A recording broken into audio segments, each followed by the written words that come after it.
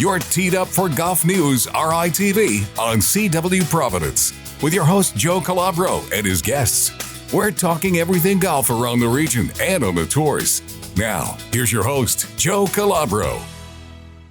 Welcome everybody to Golf News RI TV episode 5. I'm Golf News RI co-founder and CEO Joe Calabro. Hope everyone's having a great week, and we're excited to be here at Wannamoisa in advance of the Northeast Amateur, the best week of the year in my opinion, certainly my favorite week of the year.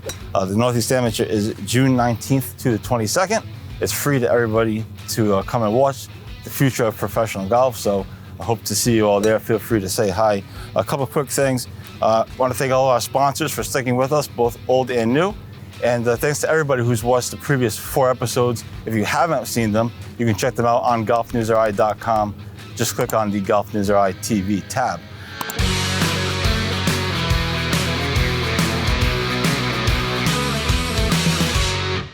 The Northeast Amateur is a historic event. It's had some of the biggest names in golf, from Nota Begay to Tiger Woods to obviously more recently Dustin Johnson and Scotty Scheffler and Calabro. So it's a huge event, the future of pro golf. One of the cool things that I've been able to do with GolfNewsRI over the last few years is we've gotten access to some pretty cool stuff, including the US Open and the Live Golf event at the International. And when I go to these events, I go to the press conferences, I try to ask guys questions that I think Rhode Islanders, you guys, would be interested in. And so at the US Open at Brookline a couple years ago, I talked with Scotty Scheffler and Calabro about their time at the Northeast Amateur. Then at Live Golf Boston, the International, I got a one-on-one with Peter Uihlein, and I asked him about his time playing the Northeast Amateur. So those 3 guys reflect on the Northeast Amateur.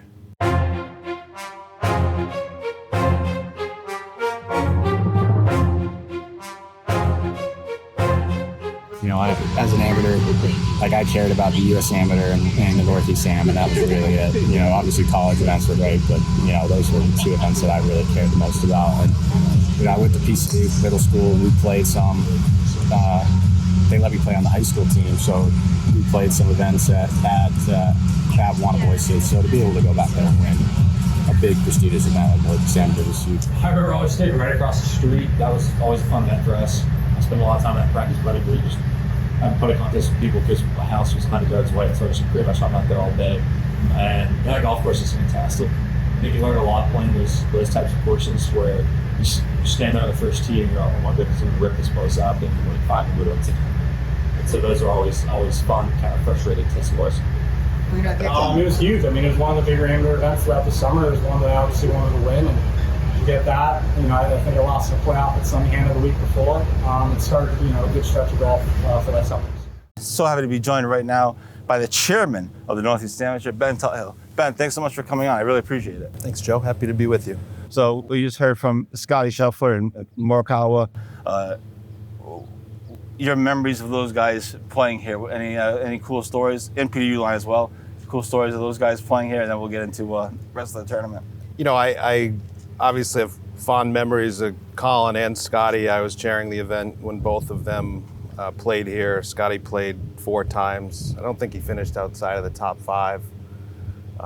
You know, my thoughts at the time about Scotty were, I mean, what a great kid and a great family he comes from. He came a couple of years right after the US Open, which is can be a hard thing to get the players to follow up that week and come to the Northeast, but you know, always give a player a lot of credit that does that. You know, Colin, I remember, you know, the year that he came here and won, he was one of the highest ranked amateurs at the time. He had already almost won a Korn Ferry Tour event. So I knew how good he was, but just watching him pick this place apart was pretty special. And I, you know, knew then he was going to go on to do some pretty cool things. And you know, Peter, I wasn't involved with the tournament at the time. I do remember watching that year and him shattering the records and the course just getting, you know, eaten alive that year. And I guess to transition to, you know, today, with the field we have coming in next week, I expect that the same thing will be happening to our golf course. It was actually funny you mentioned him shattering the records. What you don't see in that interview, that clip that we showed, we actually had a little back and forth because he was asking me about had his record been broken at the time, and at the time that was in September. I think Dylan Minetti actually had just shattered the scoring record, so I had to tell him that his tournament record no longer stands. So it was kind of funny. Yeah. So you've actually played in the Northeast Amateur. We'll get to the tournament and everything. You've played in this 4 times, I believe, from 2001 to 2012. Your memories of playing in it. Obviously, you are a great player. We're a great player. Your memories of playing in this tournament. Now to be able to run it, what has that been like? Yeah, I mean, I grew up here at Wannamoisett, and the Northeast Amateur is a big part of why I have such a passion for the game of golf. I was fortunate to grow up across the street here from the club where my parents hosted a player, and that's going back to before I could even carry a bag, and then I caddied in the tournament. I would say that the Northeast got me personally interested in golf. All of a sudden that week I wanted to be like one of those, college kids or young studs that were really good at golf, and then, I'd all of a sudden want to practice more. That led to me becoming a half-decent player. I was fortunate enough to get invited to play in the tournament a few times because of my success in Rhode Island golf, and then also I won the club championship here a couple times, which we invite that player as well. So I'm really proud to have had the opportunity to play in it. I never played well in it. It's a tough field. It's a tough course when it's a home game for sure. But it's certainly an honor to get the chance. The Northeast Amateur again is June 19th to the 22nd. Here at Wannamoisett. It's free for people to come and watch and hang out and watch some of the future stars of golf. In the minute we have left before we toss the commercial here, your role as chairman, when did that become a thing for you? And when did being the chairman of the tournament become? Yeah, so I'm appointed by the Board of Governors here at Wannamoisett to chair the event. I was appointed back in 2013 after Denny Glass, served as chairman for 20 years. So I'm only the 5th chairman of the event. It's an honor to have been selected to do it. I think it has to do with my history at the club. Obviously, my ability to play golf was big. I played in a lot of tournament golf. Obviously I care a lot about the tournament, and I also have some time to put into it, which is also, it's a big job. So we're gonna hit a commercial break right now. When we come back, we're gonna get into the field this year, talk about the course, and a handful of other things with the chairman of the Northeast Amateur, Ben Tuthill. You're watching GolfNewsRI TV. I'm Joe Calabro. Stay tuned.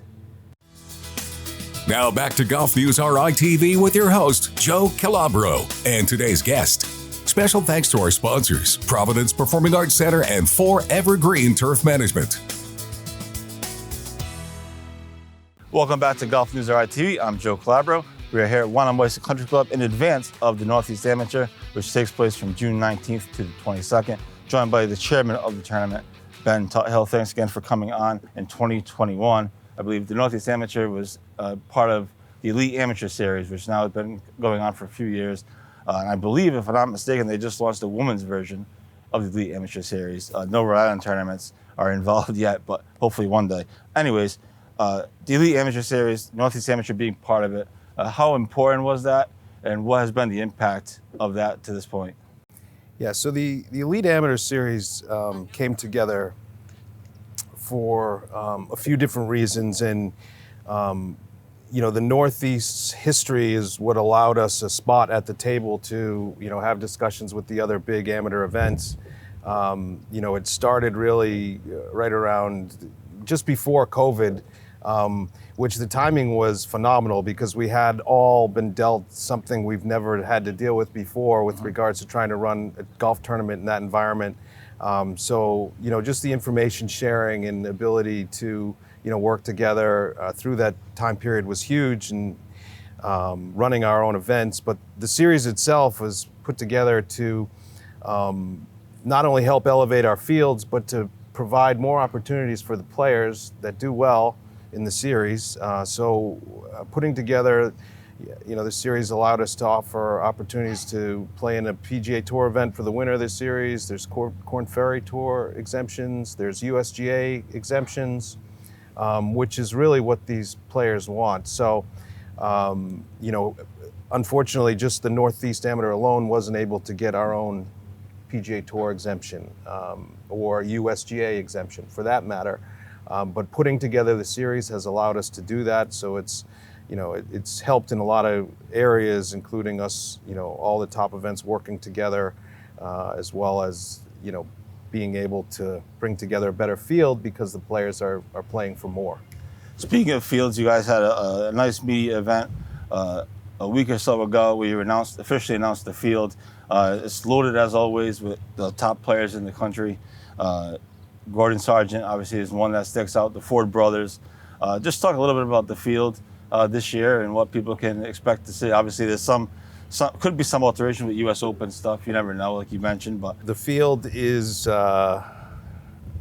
as good as we've ever seen in year 62. I am, knock on wood, we have lost a few players because of the US Open, but we also have a few players that are planning to be here that are in the US Open field. So, and those have been confirmed. So, which includes Gordon. He's currently the #1 player in the world. He already has a PGA Tour card, so we don't have to speculate on him as far as where he's headed next after his senior year next year at Vanderbilt. But, I can't recall who the last #1 player in the world was that played in our event, but it's really cool to have him in our field, and we have confirmed that he's going to be playing after the Open. Jackson Coivone, who you did not mention, is a freshman at Auburn and had maybe one of the greatest college seasons in history. He just won the Nicholas Award, the Haskins Award, and the Hogan Award, which no player has ever done as a freshman. Their team went on to win the national championship. So I believe Jackson, once the rankings update with a few guys turning pro, will be the second ranked player in the world. So really excited to have him come here for the first time. I've been talking a lot the last few years about the talent of these young players, the juniors in particular at the high end, which we've heard a lot about in the last month. These young kids making Korn Ferry and PGA Tour cuts. Miles Russell in the field, 15-year-old kid. Yeah, so watch his golf swing. I learned a lot. I wanted to mention Miles. He's already doing pretty exciting things in golf. He's only 15 years old, but his resume is stacked, and he's something pretty special at this age. Another young player named Blades Brown, who has a great junior resume as well. We have about 10 of the top juniors in the world playing, and I mentioned those two. Going back to the collegiate players, Ben James from Connecticut, he's a top 10 ranked amateur in the world. I mean, he's gone and been invited to the Travelers the last few years, so he hasn't played here, but because that's a designated event this year, it doesn't appear that they'll be grabbing any of the top amateurs from our field. They don't need any room for the field. It's already full. Yeah. So, Ben will be great to have him here. I mean, there's Stuart Hagestad, if you want to look at the wily veteran. The wily veteran, and even Todd White, who's won the senior amateur last year. We always invite the U.S. senior amateur champion. Rarely do they come try and take on these young players, but Todd being our 1990 champion, we're going to celebrate him this year, and he's playing in the U.S. Open this coming week. He's playing in the Northeast, and then he's going on to the U.S. Senior Open at Newport. So he'll have a few weeks here in Rhode Island. Three guys that who obviously I'll be trying to follow a little bit, at least at the first few days of the tournament, are the locals. Harry Dessel, Bobby Leopold, and Tyler Cook are in the field this year, all Rhode Islanders. There's obviously been Rhode Islanders in the Northeast Amateur field throughout its history, obviously varying in numbers throughout the different years. How important is it for the tournament to have a few locals in it, a few Rhode Islanders in it every year like Harry Dessel, our Player of the Year, obviously Bobby Leopold is a legendary figure, and Tyler Cook is the club champion. How important is that to the tournament to shine a light on a few of the locals? from well, the state? It started as a regional event where there was a lot of just New Englanders that would participate, and now it's turned into a huge global event, right? We have, I think, 14 different countries represented this year in the field. So, at this point, it's an honor for the locals to get invited to participate. To really compete at that level, I think is a challenge. But it's it's a special week. It's something that these players have earned. We have an exemption criteria for an invitation to this event, and they met it, and that's something to be proud of. It's something like, you mentioned Harry. I know he's wanted to play in this tournament for a few years, and it's really cool that he was able to put together a season last year that got him his ticket. So hopefully he enjoys the week. I know Bobby and Tyler know what they're in for, as well as the Mass and Connecticut exemptions that we provide. Those players, a number of them already played in the tournament, so they know what they're in for. But it's a special opportunity for those guys to get to enjoy one of the premier amateur events in the world. I remember last year, Bobby Leopold had a putt to make the cut on 18, and he made it. It was like a 10-footer, and he was obviously excited. It was a big deal for him to make the cut. Obviously, it's a tough field. So when we come back, we'll talk a little bit about course preparation, and we'll wrap up the show here on GolfNewsRI TV. I'm Joe Calabro. Stay tuned. Now back to GolfNewsRI TV with your host, Joe Calabro, and today's guest. Special thanks to our sponsors, Imagine Gift Store and Schoolhouse Apartments. Welcome back to GolfNewsRI TV. I'm Joe Calabro. Thanks to everybody for tuning in, and thanks to all of our sponsors. We are here at Wannamoisa Country Club ahead of the Northeast Amateur, which is June 19th to the 22nd. And we're here at Ben Tuthill, who's nice enough to give us a few minutes today. These kids are obviously unbelievable, as we see every year. The scoring keeps getting lower and lower, it feels like. But what's so interesting, one thing that I find interesting about tournaments in general is the course setup and course preparation. How much has gone into that? Any details that you can give us on what to expect from the course? Are we putting pins in the rough to try to trick these kids? Because that seems like what it takes sometimes. Yeah, but the course preparation, in all seriousness, how much has gone into that, and any details you can shine on that? I'm fortunate to play golf here as well, and our superintendent, Mark Daniels, who's been here for over 20 years, just does a phenomenal job with this golf course, year in and year out, day in and day out. Nothing really changes with regards to preparation for the Northeast. We'll stop cutting the rough on Friday prior to, so come 8 days later, which is the final round of the tournament, I mean, the rough is as nasty as it'll be here all year. The greens are in perfect shape. We've obviously had a pretty mild spring weather-wise, so it's been great to dial in the conditions of the golf course. Firm, fast greens are the defense of the course. A little wind, hopefully. I mean, some of the stuff you can't control with weather issues. But as far as the course setup, the Rhode Island Golf Association administers the tournament portion of the event. Bob Ward puts in a tremendous amount of time with regards to the course setup and thinking around how we can protect the course to a degree. But the reality is it's a short golf course on a small piece of property. These kids hit the ball very far, and it's more or less a pitch and putt for them. So the protection to protect the course, I mean, it's thick rough, it's fast, firm greens, hoping we can get that. Otherwise, it's going to be, a shootout, which we're okay with too. I mean, these players are that good, and we got low scores this year. We got low scores. So for a close finish on Saturday is what I'm hoping for. Last year was obviously epic with Nick Dunlap and Caleb Surratt going back and forth on the back nine, and then Nick hit that amazing putt from the back of the green on 18 to walk off win type of a situation. One thing I'm interested in, amateur golf has been talked about a lot for positive reasons, of course, in college with the NIL stuff and everything. Now PGA Tour University, which we mentioned earlier. Where do you think amateur golf is right now, kind of across the country? What would you say is the status of amateur golf? You know, I think that on the top end of amateur golf, you know, players now have a little more idea where they're headed and opportunities they have in front of them with PGA Tour U, and obviously having the ability to get some NIL funds helps a lot of these players on the high end. You know, there's a place, and I've had a player just this week looking to get into our field because he doesn't have a place to play. He was planning on turning pro. We invited him.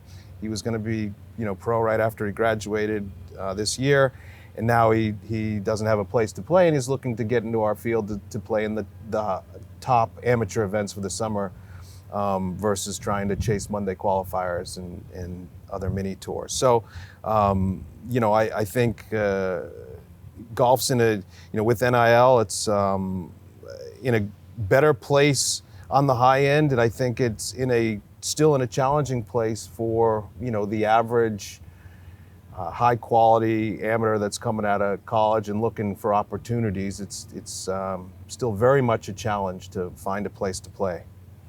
Awesome. Well, listen, Ben, thank you so much for taking some time today. I really appreciate it. And all right, so the Northeast Amateur, just to recap, is June 19th to the 22nd here at Wannamoyset. It's free to come and watch. Come watch the future of pro golf. You can see the next Scotty Scheffler, the next Calabro, the next Nick Dunlap. You never know. So it's a great week. It's my favorite week of the year, and GolfNewsRI will be your home for all coverage. We'll have video, we'll have interviews, written stories, of course, and much more. So we'll talk to you on Wednesday from the Northeast Amateur. I'm Joe Calabro. This is GolfNewsRI TV, and we'll talk to you next week.